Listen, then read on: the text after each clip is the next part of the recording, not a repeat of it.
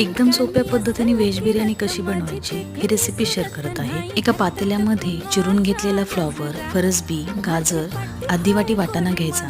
त्यामध्ये चवीनुसार मीठ, 2 चमचे तिखट मिरची पावडर, 1 चमचा कलरची मिरची पावडर, अर्धा चमचा हळद, 4 चमचे बिर्याणी मसाला, अर्धी वाटी दही, अर्धी वाटी आलं लसूण पेस्ट, अर्धी वाटी पनीर ऍड करून सर्व भाज्यांना ते मिक्स करून घ्यायचे। मॅरिनेट केलेल्या भाज्यांना कोळशाचा स्मोक देऊन झाकण ठेवून घ्यायचं। त्यानंतर गॅसवर कढई ठेवून त्यामध्ये तेल ऍड करून व्हिडिओ दाखवलेले खडे मसाले ऍड करून उभे चिरून घेतलेले 6 कांदे ऍड करायचे। कांदा सोनेरी रंगाचा फ्राय झाल्यानंतर त्यामध्ये 2 बारीक चिरलेले टमाटर ऍड करायचे। टमाटर आणि कांदा तेल सुटेपर्यंत फ्राय झाल्यानंतर यामध्ये मॅरिनेट केलेल्या भाज्या ऍड करायच्या।